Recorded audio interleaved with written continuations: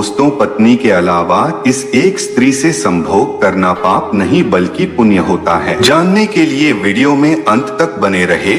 आज आप जान जाएंगे कि आखिर वह स्त्री कौन सी है जिससे संभोग करना पाप नहीं होता है। दोस्तों, आपको बताता चलूं कि शास्त्रों के अनुसार कोई भी पुरुष पत्नी के अलावा इस एक स्त्री से शारीरिक संबंध बना सकता है। तो दोस्तों, ये जानने के लिए आपको एक बहुत ही ज्ञानवर्धक कहानी सुननी होगी, जिससे आप स्वयं ही समझ जाएंगे कि वह स्त्री कौन है। तो चलिए शुरू करते हैं। दोस्तों, एक बार देवर्षि नारद नारायण का जाप करते हुए अंतरिक्ष के मार्ग से यमलोक तक पहुंच जाते हैं। यमलोक के देवता यमराज अपने सिंहासन पर बैठे हुए होते हैं। तभी देवर्षि नारद उस स्थान पर पहुंच जाते हैं। फिर यमराज कहते हैं, हे देवर्षि, आपके आगमन से यमपुरी धन्य हुई है। देवर्षि नारद यमराज जी को प्रणाम करते हैं। फिर यमराज कहते हैं, हे देवर्षि, आज बड़े दिनों बाद आप यमपुरी में पधारे हैं। अवश्य ही कोई महत्वपूर्ण कारण होगा। कृपया आप हमें बताने की कृपा करें। तब नारद जी कहते हैं, हे धर्मराज, आप मृत्यु और न्याय के देवता हैं। तीनों लोकों के प्राणियों को उनके कर्मों के अनुसार उनको दंड देने का कार्य आप भली भांति करते हैं। आपके पास समस्त प्राणियों और चराचर का लेखा जोखा रखा हुआ है। पापी मनुष्यों को आप नरक में डालते हैं और पुण्यवान मनुष्य को आप स्वर्ग में भेजते हैं। इसीलिए आपको मनुष्यों के सभी पाप और पुण्य कर्मों का ज्ञान है। मैं आपके पास एक विचित्र प्रश्न लेकर आया हूँ। कृपया आप मेरे इस प्रश्न का उत्तर दें। फिर यमराज कहते हैं, हे देवर्षि, आपके मन में जो भी प्रश्न अथवा शंका है आप निसंकोच होकर पूछिए, हम उसका जवाब आपको जरूर देंगे। तब देवर्षि कहते हैं, हे यमराज, शास्त्र कहते हैं कि एक पुरुष को केवल एक ही स्त्री से विवाह करना चाहिए, एक ही स्त्री से संबंध बनाना चाहिए। किंतु मैंने यह भी देखा है कि कुछ मनुष्य अनेक विवाह करते हैं, अनेक स्त्रियों से संबंध रखते हैं। क्या ये पाप नहीं है? क्या ऐसे मनुष्यों को नरक में डाला जाता है? इस पर शास्त्र क्या कहते हैं? क्या कोई मनुष्य अनेक स्त्रियों से विवाह कर सकता है? कृपया आप मेरी इस शंका को दूर करें। फिर यमराज कहते हैं, आपको इस प्रश्न का उत्तर देने से पूर्व मैं आपको एक कथा सुनाता हूँ। इस महान कथा में आपको सभी प्रश्नों के उत्तर मिल जाएंगे, इसलिए आप इस कथा को ध्यान से जरूर सुने। जो भी इस कथा को ध्यान से सुनता है, मैं उसके 32 पाप माफ करता हूँ। फिर नारद जी कहते हैं, हे धर्मराज, आप उस कथा को अवश्य कहिए, मैं उसे ध्यान से पूरा सुनूंगा। तब यमराज नारद जी को वह महान कथा सुनाते हैं। बहुत ही पुराने समय की बात है। मध्य देश में एक अत्यंत शोभायमान नगरी थी। उस नगरी के एक अत्यंत गुणवान, बलवान और रूपवान राजा थे, जिनका नाम था धर्मसिंह। महाराज धर्मसिंह एक न्यायप्रिय राजा थे। उनकी प्रजा उनके न्याय से अत्यंत संतुष्ट रहा करती थी। राजा भी अपनी प्रजा का अच्छी तरह से देखभाल करते हैं। प्रजा की सभी जरूरतों का अच्छी तरह से ध्यान रखते थे। महाराज की सुकन्या नाम की पत्नी थी, जो अत्यंत सुंदर, गुणवान, चरित्रवान और पतिव्रता नारी थी। महाराज धर्मसिंह और रानी सुकन्या बहुत ही दयालु स्वभाव के थे। वे हर प्रकार के यज्ञ, दान धर्म तथा अनुष्ठान किया करते थे। उनके साम्राज्य में सब कुछ था, किंतु केवल एक कारण से महाराज, महारानी और प्रजा दुखी रहते थे। महाराज को कोई संतान नहीं थी, जिससे महाराज दुखी और चिंता में रहते थे। प्रजा को भी महाराज की ऐसी दशा देखी नहीं जा रही थी। कितने ही प्रयास करने पर भी महाराज को कोई संतान नहीं हो रही थी। महाराज ने अनेक वैद्य बुलाए, अनेक पुत्र प्राप्ति के उपाय किए, दान धर्म किया, व्रत किए, किंतु उन्हें किसी भी उपाय से संतुष्टि नहीं मिली। फिर कुछ लोग उन्हें सलाह देते हैं कि हे राजा, आप दूसरा विवाह कर लें, ऐसा करने से आपकी संतान हो जाएगी। अब क्योंकि महाराज रानी सुकन्या से बहुत प्रेम करते थे,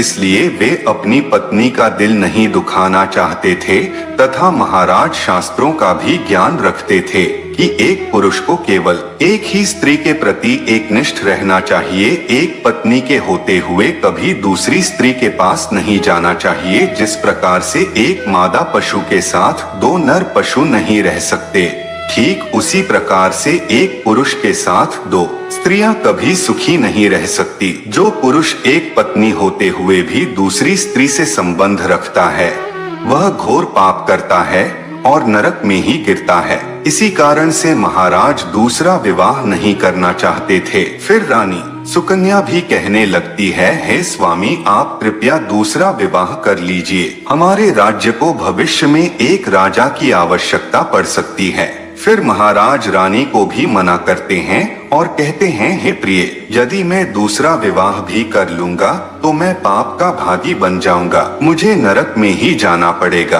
और तुम बताओ क्या तुम मेरे दूसरे विवाह से खुश रह पाओगी? तब रानी कहती है, हे स्वामी आपकी खुशी में ही मेरी खुशी है। मैं मेरी सौतन को अपनी बहन मानकर प्यार दूंगी। मैं आपको विवाह के लिए सहमति देती हूँ। तब महाराज कहते हैं, हे देवी, किंतु मुझे उस पाप से कौन बचाएगा जो एक स्त्री के होते हुए भी दूसरी स्त्री के साथ संबंध रखने से मिलता है। इस पाप से कोई मुक्ति नहीं है। मैं ऐसा घोर अनर्थ नहीं करना चाहता। उधर स्वर्ग लोक से महाराज के सभी पूर्वज इस घटनाक्रम को देख रहे होते हैं। वे अपने पुत्र के ऐसे व्यवहार से अत्यंत दुखी हो जाते हैं। यदि महाराज को पुत्र नहीं होगा तो कुल का विनाश हो जाएगा। इसी भय से सभी पूर्वज बहुत दुखी हो जाते हैं। फिर एक दिन सभी पूर्वज महाराज के सपने में आकर उन्हें दर्शन देते हैं और कहते हैं, हे पुत्र, तुम्हारे कारण हमारी दुर्गति हो रही है,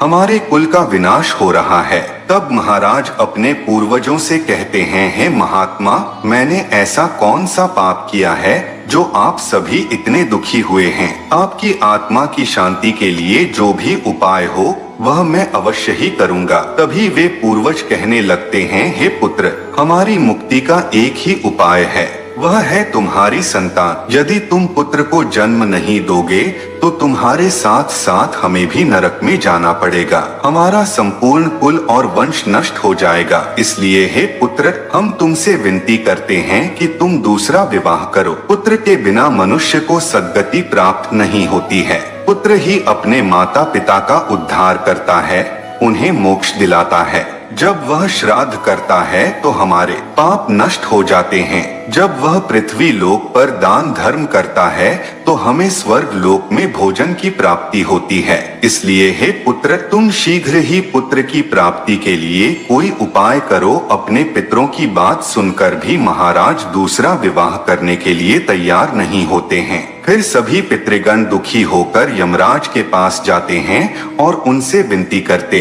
हुए कहते हैं, हे धर्मराज, कृपया हमारे कुल की रक्षा कीजिए। हमारे पुत्र की कोई संतान नहीं है और संतान के बिना हमारा कुल नष्ट हो जाएगा। कृपया आप हमारे पुत्र को दूसरा विवाह करने की आज्ञा दें। फिर यमराज कहते हैं, हे महात्मा, मैं अवश्य ही तुम्हारे पुत्र को समझाऊंगा और उसे पुत्र प्राप्त करने के लिए प्रेरित करूंगा। ऐसा कहकर यमराज राजा के पास एक साधु का रूप धारण करके जाते हैं। उन साधु को देखकर महाराज धर्मसिंह अत्यंत प्रसन्न होते हैं और उनका आदर सत्कार करते हैं। फिर उनसे पूछते हैं, हे महात्मा, आप कौन हैं? इस प्रयोजन से आप हमारे इस राज्य में पधारे हैं? तब वह साधु उस राजा से कहते हैं, हे वत्स, मैं साक्षात यमराज हूँ। तुम्हारे पूर्वजों के द्वारा प्रार्थना करने पर ही मैं स्वयं तुमसे मिलने के लिए आया हूँ। वह साधु महाराज से कहते हैं, हे वत्स, तुमने अपने पूर्वजों को रुष्ट कर दिया है,